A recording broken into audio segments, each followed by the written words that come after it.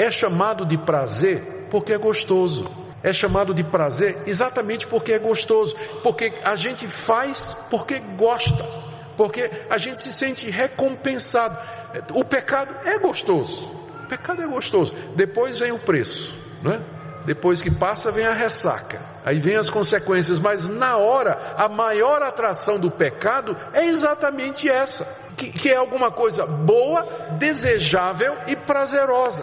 Por isso é que é chamado de prazeres. Então, estas paixões, elas estão na nossa natureza, elas querem nos dominar e elas querem nos conquistar. E é quando nós cedemos a elas, quando nós nos rendemos ao apelo dessas paixões e desses prazeres, é que nós caímos então em pecado. As consequências, os efeitos de nós atendermos esses desejos são colocados por Tiago aqui. Cobiçais e nada tendes, matais e invejais e nada podeis obter, viveis a lutar e a fazer guerras. Aqui ele enumera algumas atitudes da pessoa que resolveu atender aos desejos do seu coração a qualquer preço. Cobiça e nada tem.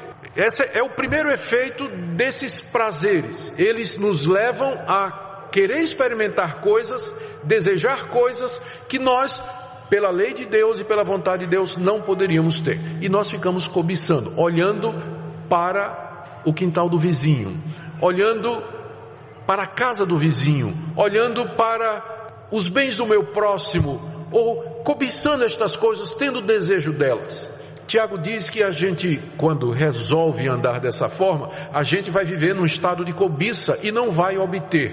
Provavelmente o que ele está dizendo aqui é que não vai obter o prazer que pensava que iria obter, ou a satisfação que teria em comer o fruto proibido do jardim do vizinho. Então no final não vai lhe satisfazer. Ou seja, a pessoa que é mundana, ela vive num estado eterno de cobiça. Ela nunca está satisfeita. Ela quer mais, quer experimentar mais o tempo todo. Ele chega até a dizer: matais e invejais e nada podeis obter. Eu acho difícil que tivesse, não podemos entender isso aqui literalmente, né? Tiago não está dizendo que tinha gente lá na igreja matando o outro para tomar a granja dele, ou a propriedade dele, ou a chácara dele. Eu não creio que ele está dizendo isso. Mas ele está dizendo que há pessoas, uma vez que a gente se deixa dominar por esses desejos, então pode-se chegar ao extremo de que você está disposto a fazer qualquer coisa para atender a sua paixão e a sua vontade. Isso explica porque é que de repente gente que a gente considerava como equilibrada, gente boa, faz uma bobagem na vida. Lembra de fulano? Lembro, muito bem.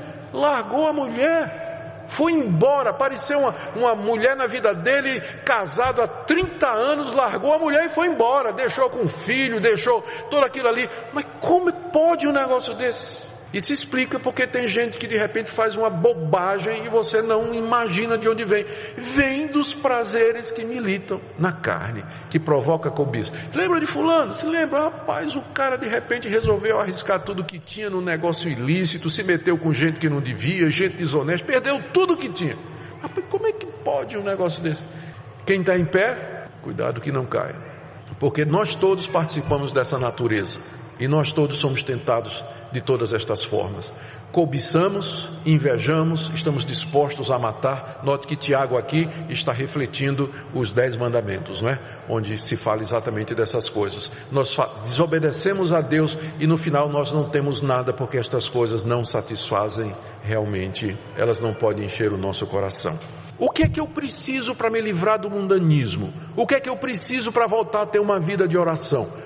Eu não posso vencer as paixões do meu coração, porque meu espírito caído, ele aspira, ele anseia com ciúmes, com zelo dentro de mim pelas coisas pecaminosas. Mas existe um poder maior do que o poder do meu coração. Esse poder é a graça de Deus, é o favor de Deus, é a sua misericórdia, é o poder do Espírito Santo de Deus que vem sobre mim.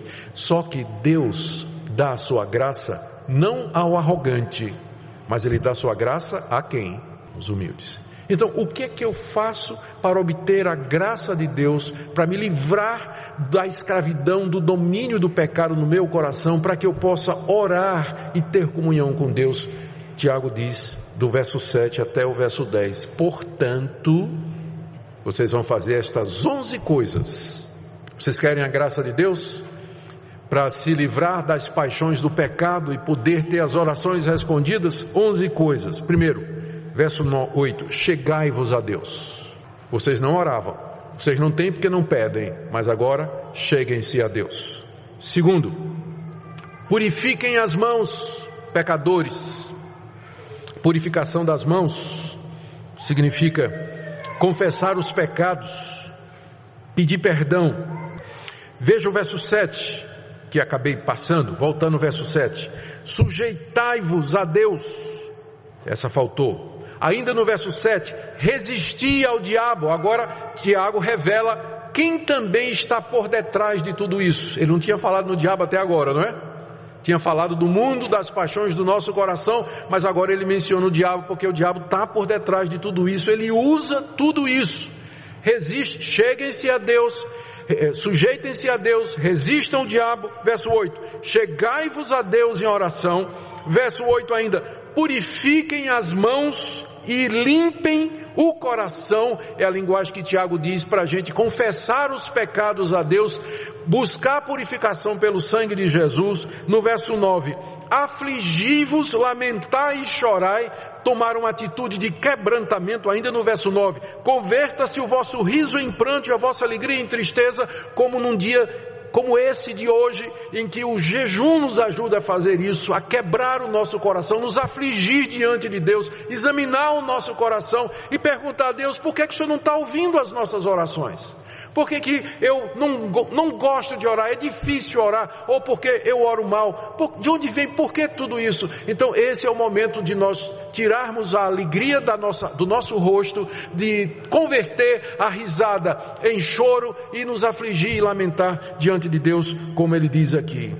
E resume tudo no verso 10, humilhai-vos na presença do Senhor. Estão acompanhando o raciocínio de Tiago?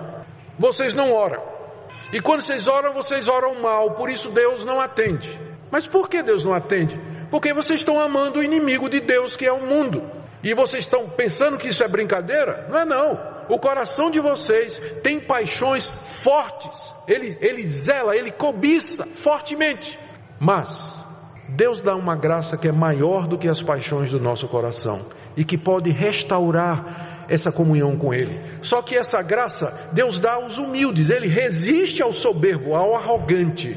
Ele resiste a isso. Mas a quem se humilha diante dele, Ele concede essa graça. Então, para que vocês sejam abençoados com a graça de Deus, o derramar do seu Espírito sobre nós, vocês têm que se sujeitar a Deus, vocês têm que resistir ao diabo, chegar-se a Deus, purificar as mãos, limpar o coração, se afligir, lamentar e chorar pelos seus pecados, tirar o riso do coração de vocês e da cara de vocês, converta-se toda a vossa alegria em tristeza. Verso 10, se humilhem na presença do Senhor. É o que tudo isso representa, se humilhar na presença de Deus.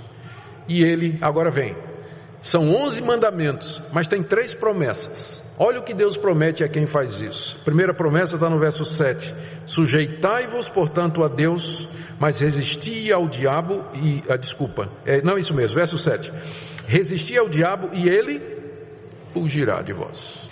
A gente fala muito de batalha espiritual. E tem muitas igrejas que têm, e muitos movimentos que são voltados para a batalha espiritual. E nessa batalha espiritual você vai aprender uma tecnologia espiritual para combater o diabo. Então, tipo assim, né? Descobrir o nome do demônio, mapeamento espiritual, onde é que está o trono de Satanás, amarrar o diabo, mandar o diabo embora, né? Decretar ou repreender Satanás, vai aprender tudo isso. Eu quero resumir tudo isso numa única coisa. Você quer botar o diabo para correr? Você só precisa fazer uma coisa. O que é que Tiago diz que bota o diabo para correr? Resista ao diabo, só. Resista àquelas tentações que vêm no coração, às quais Tiago se refere aqui no começo do capítulo, e que são usadas pelo diabo para destruir você. Resista ao diabo e ele vai embora. Não precisa amarrar, até porque se amarrar ele não pode correr. Então não precisa amarrar, decretar, determinar, repreender, fazer mapeamento, não precisa. É só dizer não, como Jesus disse no deserto, quando ele foi tentado por Satanás? Dizer não, não e não, e ele vai embora. Então a primeira promessa, você vai dessa forma mandar Satanás embora. Mandar Satanás embora. Segunda promessa, no verso 8: chegai-vos a Deus e Ele se chegará a vós. Agora sim. Antes, verso 4, ele era inimigo. E o inimigo não responde o pedido do outro. Você ora, Deus não vai responder. Você está no estado de inimizade contra Ele. Mas agora você se arrependeu. Você se sujeitou a Deus. Você se chegou a Deus em oração. E Deus se chega a você. Ou seja, Ele chega perto, como quem diz: pode falar que eu estou ouvindo. Ele chega pertinho. E você vai sentir a presença dEle. Você vai ver como vai ser diferente. E Ele vai atender suas orações. Ele vai atender as nossas orações. E tem a última promessa que está no verso 10: humilhai-vos na presença do Senhor e Ele vos exaltará. Tudo aquilo que você queria desde o começo, você poderia ter se tivesse buscado a Deus. Se você tivesse humilhado diante dEle. Se você tivesse quebrantado o seu coração diante dEle. Se você tivesse procurado a graça e a misericórdia de Deus, Ele se chegaria a você, Ele exaltaria você, responderia às suas orações, os seus desejos, se nós tão somente fizermos isso. Querido, nós estamos aqui hoje com esse propósito de nos humilhar diante de Deus, de clamarmos a Ele, colocar nossa vida em ordem diante dEle. Tire o dia de hoje para fazer isso que Tiago está recomendando aqui, para limpar as mãos, limpar o coração, limpar a sua consciência, colocar a vida em ordem diante de Deus, se quebrar diante dEle e dizer: Deus, o que é que está errado na minha vida? O que é que eu preciso mudar? O que é que precisa ser transformado em mim? Qualquer coisa que o Senhor disser, eu estou disposto a fazer. Tenho que romper um relacionamento, eu vou fazer. Tenho que devolver isso, eu vou devolver. Tenho que parar de fazer isso, eu vou parar. Eu tenho que seguir esse caminho, eu vou seguir. Porque tua graça é melhor que a vida. Tu dás uma graça maior àqueles que são teus. Que essa seja, irmãos, a decisão e o propósito do nosso coração nessa manhã.